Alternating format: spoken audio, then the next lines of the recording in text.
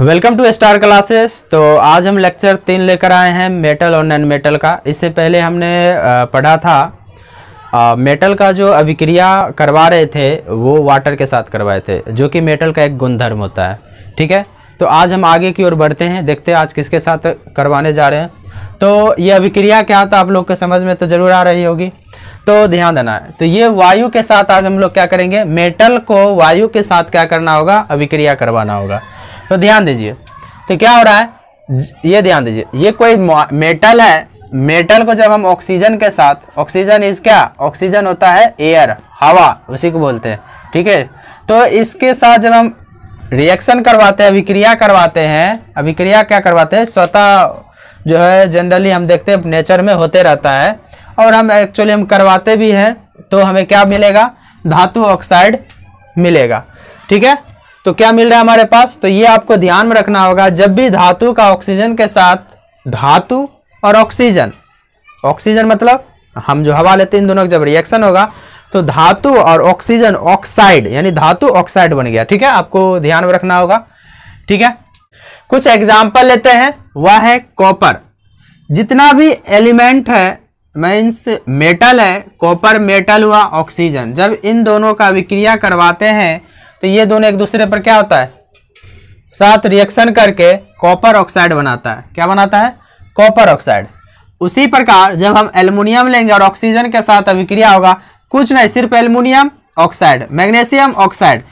ठीक है, एल्युमिनियम जब हम ऑक्सीजन के साथ लिए तो क्या बनाया, एल्युमिनियम ऑक्साइड, और मैग्नीशियम को जब हम ऑक्सीजन के साथ रिएक्शन करवाए तो हमारा क्या बन रहा है, मैग्नीशियम ऑक्साइड। क्या बन रहा है, ऑक्साइड, ऑक्साइड, सब में ऑक्साइड जुड़ जाएगा। जो भी हम मेटल लेंगे, मेटल के साथ ऑक्साइड जुड़ जाएगा, इस वजह से हमारा बन जाएगा क्या, मेटल ऑक्साइड का दो या धातु ऑक्साइड। तो जो भी हम लेंगे, तो आपको समझ में आ रही होगी, लेकिन इसमें कुछ पॉइंट है वह आपको जानना होगा कि धातुएं जो है ऑक्सीजन के साथ अलग अलग तरह से अभिक्रिया करती है। ऐसा क्यों होता है, ऐसा होता है अकॉर्डिंग टू क्या होता है, अभिक्रियाशील क्रियाशील जो श्रेणी है, इसके अकॉर्डिंग मैंने आपको यहाँ पर कुछ जो वेरी वेरी इंपॉर्टेंट है वो हमने यहाँ पर मेंशन कर दिया है, तो ध्यान देना है। तो सबसे पहले हम जानेंगे Na और K, यानी सोडियम और पोटेशियम के बीच में हम क्या करेंगे, रिएक्शन, किसके साथ, हवा के साथ। तो हवा के साथ जैसे ही हम करवाएंगे, वायु मतलब ऑक्सीजन के साथ, तो ये इतना होता है कि ये जल्दी क्या कर लेती है, आग पकड़ लेती है। क्या होता है, इतना रिएक्टिव होता है, बहुत ही ज्यादा क्या होता है, रिएक्टिव होता है, मतलब अभिक्रियाशील होती है, जिस वजह से क्या होता है, आग पकड़ लेती है। और यह जो है एक उष्मा छेपी अभिक्रिया होती है, बहुत ही तेज उष्मा निकलते रहती है। ठीक है, तो इस वजह से इसमें एक प्रश्न कल भी हम आपको बताए थे कि सोडियम और पोटेशियम और लिथियम, जैसे ऊपर वाला सबसे ऊपर लिथियम होता है, तो उसमें उसे हम जो है क्या कहते हैं, इस आग को रोकने के लिए क्या किया जाता है, तो आग को रोकने के लिए किरोसिन जो तेल होता है उसमें डुबा देता है, सिंपल। ठीक है, तो ये हमारा बहुत ही वेरी इंपॉर्टेंट पॉइंट है, ऑब्जेक्टिव के व्यू से और सब्जेक्टिव के व्यू से भी।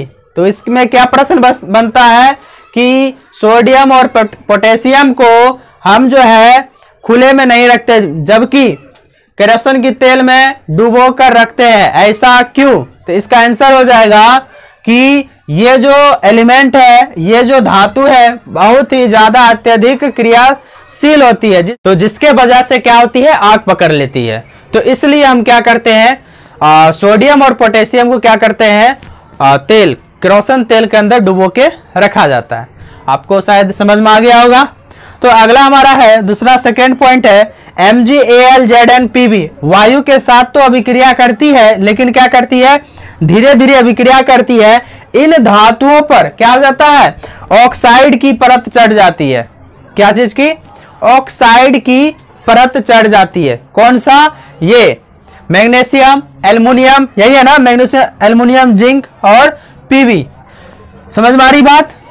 थर्ड पॉइंट हमारा है कि जब हम लोहा जो होता है, लोहे को अगर हम वायु के साथ अभिक्रिया करवाएंगे तो क्या होता है, वो गर्म करने पर वो प्रज्वलित नहीं होता, यानी कि अभिक्रिया नहीं होती है। लेकिन अगर लोहे के छोटे छोटे टुकड़े से अगर हम क्या करते हैं, अभिक्रिया करवाते हैं तो वह बहुत ही तेजी से क्या कर लेती है, आग पकड़ लेती है। तो ये बहुत ही इंपॉर्टेंट पॉइंट है कि जब हम लोहे को वायु से अभिक्रिया करवाते हैं तो नहीं होती है, लेकिन उसके जो छोटे छोटे टुकड़े हैं जब उससे हम अगर क्या करते हैं अभिक्रिया करवाते हैं तो उसमें क्या कर लेती है, आग पकड़ लेती है। बहुत ही इंपॉर्टेंट पॉइंट है। अगला हमारा है Cu भी क्या होता है, प्रज्वलित नहीं होता है, ठीक है, लेकिन उस पर क्या होता है, काला रंग का क्या होता है, कॉपर ऑक्साइड की परत चढ़ जाती है। किसकी, कॉपर ऑक्साइड की। कॉपर से जब क्या होता है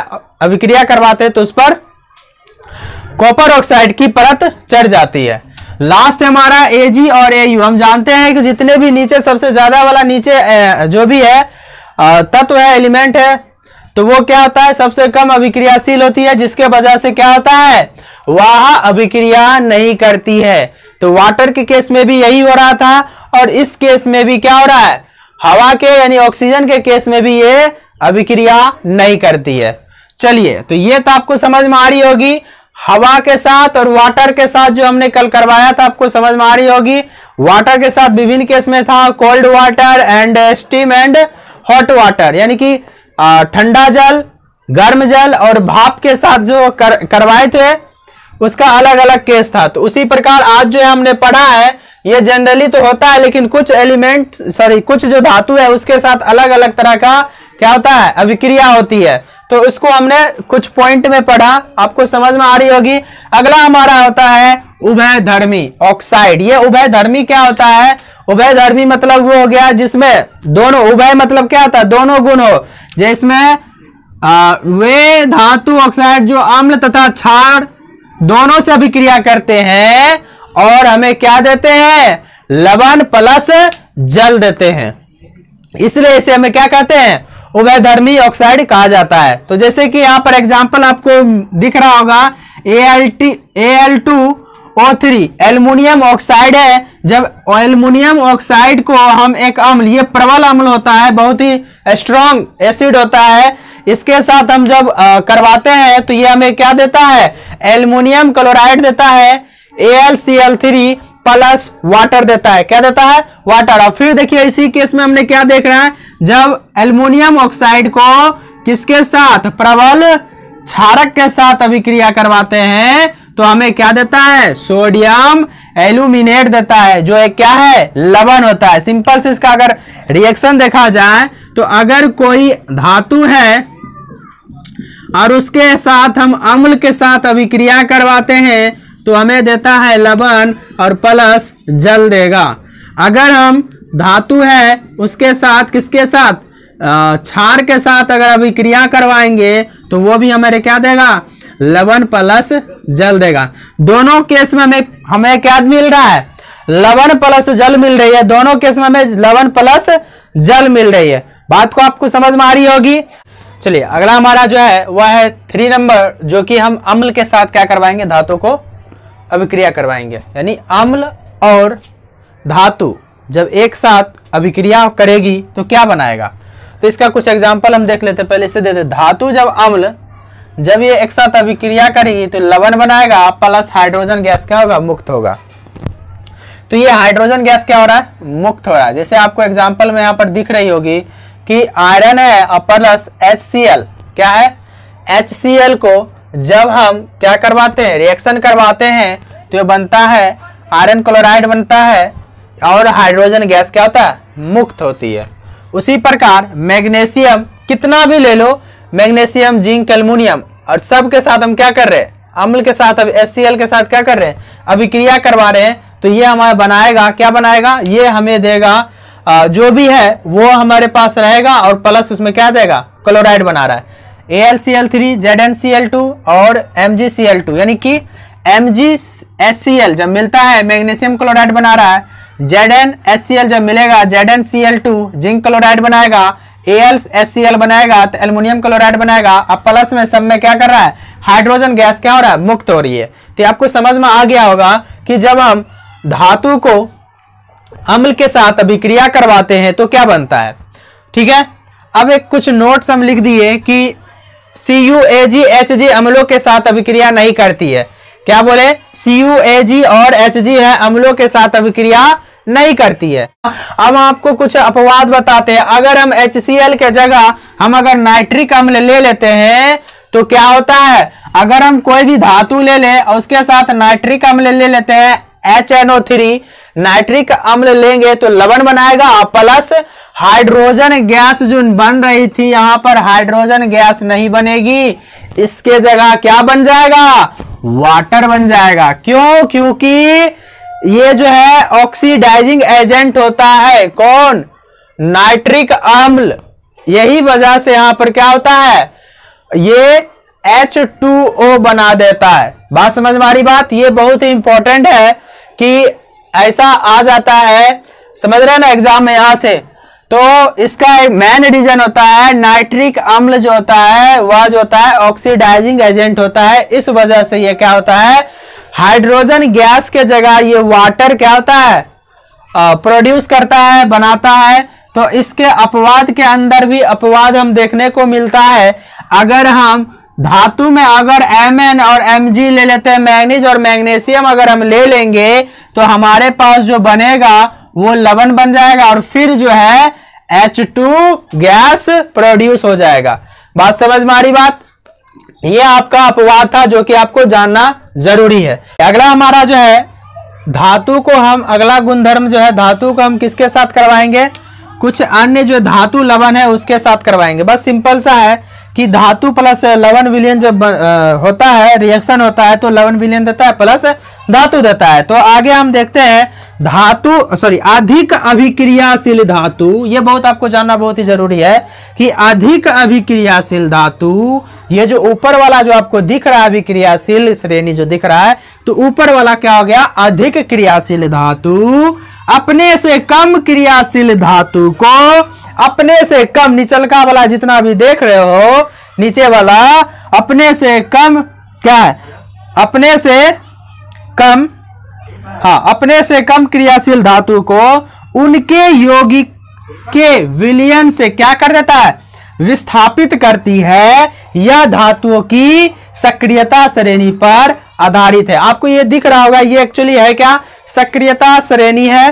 तो इसमें क्या होता है, पहले हम जान लेते हैं, इसको परिभाषित कर लेते हैं। सक्रियता श्रेणी क्या होता है, वह सूची जिसमें धातुओं को क्रियाशीलता के अवरोही क्रम में व्यवस्थित किया जाता है। देखिए इसमें कैसे जो है अधिक क्रियाशील धातु जो है कम क्रियाशील वाले धातु को उसके यौगिक से क्या कर रहा है, विस्थापित कर रहा है, उसको क्या रहा है, हटा रहा है और अपने आ जा रहा है। समझ में आ रही बात, जैसे कम व्यक्ति जो कमजोर व्यक्ति है और जो बढ़िया व्यक्ति है क्या करता है, उसको धक्का मार के क्या करता है, भगा देता है।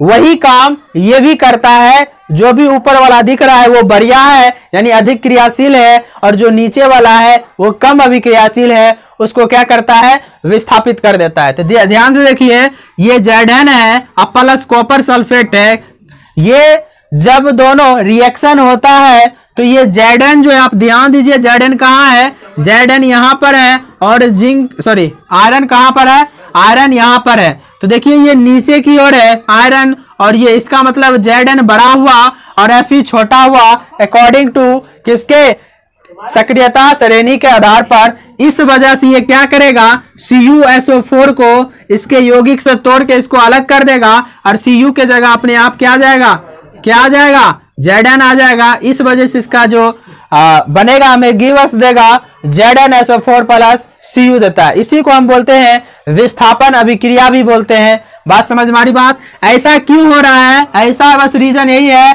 कि अधिक क्रियाशील वाले जो धातु होते हैं वो कम क्रियाशील वाले धातु के उसके यौगिक से क्या करता है, विस्थापित कर देते हैं। इसलिए यह जो होता है विस्थापन अभिक्रिया भी कहते हैं। और Cu देखिए यहाँ पर एरो नीचे की, और इसका मतलब कॉपर नीचे बैठ जाता है, ठीक है। और एरो ऊपर का मतलब होता है कॉपर, एरो ऊपर का मतलब होता है कोई एयर चीज को डिनोट कर रहा है जो हवा में ऊपर की ओर जा रहा है, ठीक है। तो यहाँ पर ध्यान दीजिए, आप कोई भी ले सकते हैं एग्जाम्पल। अच्छा, हम इसका एग्जाम्पल इसलिए नहीं लेते हैं क्योंकि ये जो होता है प्रयोगशाला में बहुत ही डेंजरस होता है, जिसके वजह से हम इसका प्रयोग नहीं करते। क्यों नहीं करते, बस सिंपल से अधिक क्रियाशील धातु है जिसके वजह से क्या हो जाता है, आग लगने की डर रहती है, इस वजह से इसका नहीं लेते हैं प्रयोगशाला में। हम जब भी लेते हैं इसके नीचे वाले ही लेते हैं। बात आपको समझ में आ रही? बात आई होप आपको समझ में आ गई होगी बात। चलिए नेक्स्ट हमारा है धातुओं की और धातुओं के साथ अभिक्रिया। किसके साथ? धातुओं की और धातुओं के साथ अभिक्रिया। मेटल और नॉन मेटल के साथ दोनों के बीच में क्या करेंगे? रिएक्शन करवाएंगे। तो इसमें जनरली होता क्या है, ये जो होता है संयोजकता कोश से इलेक्ट्रॉन त्याग करते हैं और धनायन बनाते हैं, और धातु के परमाणु संयोजकता कोश में इलेक्ट्रॉन ग्रहण कर ऋणायन बनाते हैं। ये एक प्रकार की क्रिया होती है। जैसे मान लो ये जो होता है वैलेंस इलेक्ट्रॉन क्या करता है, लेकर और देकर क्या करता है, अपने आप के बीच क्या करता है, एक क्या करते हैं, एक यौगिक का निर्माण करते हैं। समझ में आ रही बात? तो ध्यान से यहाँ पर देखिए NaCl का निर्माण कैसे होता है ये आपको हम बता रहे हैं। तो देखिए Na के पास 11 होता है, इसका संयोजी हम जानते हैं किसके, नील्स बोर के अकॉर्डिंग 281 होता है। तो इसमें संयोजी इलेक्ट्रॉन कितना हो गया, 1 हो गया। और हम Cl की बात करें तो इसका 17 होता है, 2, 8 और 7। तो ये आपस में लास्ट वाला क्या होता है, ये इसको दे देना चाहता है। क्यों दे देना चाहता है? क्योंकि इसके पास 1 इलेक्ट्रॉन है, अगर इससे लेगा 7 इलेक्ट्रॉन तो इसके पास ज्यादा एनर्जी लगेगा, इसलिए वो क्या करता है, ऐसा करना नहीं चाहता है। क्या करता है, वो 1 इलेक्ट्रॉन त्याग करके 1 इलेक्ट्रॉन को त्याग कर इस पर प्लस चार्ज बना लेता है, और ये 1 इलेक्ट्रॉन को लेकर क्या बना लेता है, क्या बना लेता है, ये निगेटिव चार्ज बना लेता है अपने आप पर। क्यों? क्योंकि ये किसी से कर्ज लिया है ना, 1 इलेक्ट्रॉन लिया है इस वजह से। और ऐसा इसलिए करता है कि सब अपने आप को क्या करना चाहता है, स्टेबल होना चाहता है, स्थायी होना चाहता है, इस वजह से ये करता है ऐसा। और देखिए ये क्या, इसके पास 2, 8, 8 हो गया। ठीक है, इसको लिखते हैं। देखिए अब इसके पास कितना हो गया, 2, 8 हो गया। ठीक, क्योंकि 1 इलेक्ट्रॉन दे दिया इस वजह से। और ये कितना हो गया, ये हो गया 2, 8, 8 हो गया, 18 पुर गया, क्योंकि ये किसी से 1 इलेक्ट्रॉन ले लिया, इस वजह से ये दोनों अब स्टेबल हो गया, इन दोनों के बीच में एक बंध बन गया। ठीक है, जिसको हम बोलते हैं आयनिक बॉन्ड के अनुसार ये बनाया गया है। तो इस तरह से इसका NaCl का निर्माण होता है। आपको समझ में आ रही होगा NaCl का निर्माण कैसे हुआ है। इसका एग्जाम्पल, बेस्ट एग्जाम्पल है ये हमारा NaCl। अब ध्यान दीजिए आयनिक यौगिक जो होता है क्या किया है, ध्यान दीजिए वही चीज है, विपरीत आवेशित आयन एक दूसरे क्या करते हैं, आकर्षित करते हैं तथा मजबूत स्थिर विद्युत बल से क्या करता है, ये पॉइंट आपको ध्यान में रखना होगा। स्थिर विद्युत बल से एक दूसरे क्या करता है, जकड़े रहता है। ठीक है, और हम जानते हैं प्लस माइनस एक दूसरे क्या करता है, अट्रैक्ट करता है, एक दूसरे को अपनी ओर खींचता है ना। तो इस प्रकार से यहां पर क्या बनाया, आयनिक यौगिक का निर्माण किया। अब ये जो आयनिक यौगिक जो होते हैं इसके कुछ प्रॉपर्टीज होते हैं, गुण होते हैं, उसके बारे में हम जान लेते हैं। पहले हम भौतिक प्रकृति के बारे में जानते हैं। भौतिक क्या होता है, ये दिखने में कैसा होता है, तो वह जो होता है ठोस होता है और कुछ कठोर होते हैं, और सामान्यतः यह जो होता है भंगुर होते हैं। कैसा होता है, भंगुर होते हैं। ठीक है, और इसका गलनांक और क्वथनांक की बात किया जाए, गलनांक और क्वथनांक तो ये बहुत अधिक होता है। इसका जो गलनांक और क्वथनांक होता है काफी हाई होता है। क्यों होता है, क्योंकि इसके बीच में जो होता है क्या होता है, NaCl होता है, यानी स्थिर विद्युत बल होता है, जो कि बहुत ही ज्यादा मजबूत से क्या होता है, बांधे रहता है। इसलिए ये हमें क्या होता है, क्रिस्टल रूप में हमको पाया जाता है। ठीक है, तो ये जो था हमारे पास इसका बहुत अधिक क्या होता है, गलनांक एवं क्वथनांक होता है। अगला हमारा होता है घुलनशील। ये आयनिक यौगिक प्रायः जल में क्या होता है, घुलनशील होते हैं, और क्या होते हैं, केरोसिन और पेट्रोल जैसे विलायक में अविलय होते हैं। क्या होते हैं, अविलय होते हैं। अविलय आपको समझ में आ रहा है, जो विलय ना हो उसको अविलय कहते हैं। और विलय, विलना मतलब घुलना, सिंपल सा वर्ड है। और लास्ट हमारा है विद्युत चालकता। तो विद्युत चालकता सिंपल से इसमें बोल रहा है कि अगर वह जो है जलीय हो, यौगिक जलीय हो या फिर गलित हो, गलित मतलब गला हुआ, नमी जिसमें मॉइस्चर टाइप से हो, तो उस रूप में क्या होता है, विद्युत का चालन होता है। और यह जो होता है ठोस रूप में विद्युत का क्या होता है, चालन नहीं करता है। यानी कि ये अपने चालन मतलब क्या, किसको, विद्युत जो करंट है, करंट को अपने से पास नहीं होने देता है। किस रूप में, ठोस रूप में। ठीक है, तो हम लोग ने क्या क्या पढ़ा है, ध्यान से एक बार देख लेते हैं। मेटल का क्या, मेटल का ध्यान देना, मतलब धातु का रासायनिक गुणधर्म। रासायनिक गुणधर्म हम लोग क्या क्या पढ़े, तो हमने अलग अलग केस में इसके साथ क्या किया, अभिक्रिया करवाए। पहला था हमारे पास वाटर, यानी पानी के साथ हमने अभिक्रिया करवाए। उसमें भी पानी के साथ अलग अलग केस में हमने करवाया। ठीक है, तो वो कौन कौन सा केस था, हॉट, कोल्ड और स्टीम, यानी कहने का मतलब हॉट मतलब गर्म पानी में और ठंडा पानी में और भाप में करवाया। ठीक है, उसी प्रकार हमने दूसरा नंबर वायु लिया, यानी ऑक्सीजन के साथ हमने अभिक्रिया करवाया और प्लस में एक हम उभयधर्मी पढ़े। क्या पढ़े? उभयधर्मी क्या होता है वो पढ़े। ठीक है, और तीसरा हमने क्या लिया? तीसरा हमने लिया किसके साथ? तीसरा हमने लिया अम्ल के साथ, अम्ल के साथ अभिक्रिया करवाए। चौथा हमने क्या लिया? विलयन के साथ। कौन सा विलयन? लवण विलयन के साथ लिया। चौथा हमारा है पांचवा, और इसी में हमने क्या देखे? लवण विलयन मतलब क्या? विस्थापन। इसको सिंपल से इस तरह से हम लिख सकते हैं, विस्थापन, जो एक दूसरे क्या कर देता था? डिस्प्लेसमेंट कर देता था। ठीक है, जो अधिक क्रियाशील था कम क्रियाशील तत्व को यानी कि धातु को क्या कर रहा है? रिप्लेस कर देता था। इस वजह से विस्थापन हम बोल सकते हैं। और ये जो हमारा लास्ट था धातुओं की और धातुओं के बीच अभिक्रिया, जो कि आयनिक बॉन्ड बनाता है और इसका कुछ गुण पड़े। तो ये हमारा था ये हमारा था धातु का रासायनिक गुणधर्म। ठीक है, तो आज के लिए क्लास में इतना ही। हम नेक्स्ट वीडियो में फिर मिलते हैं, तब तक के लिए जय हिंद, जय भारत।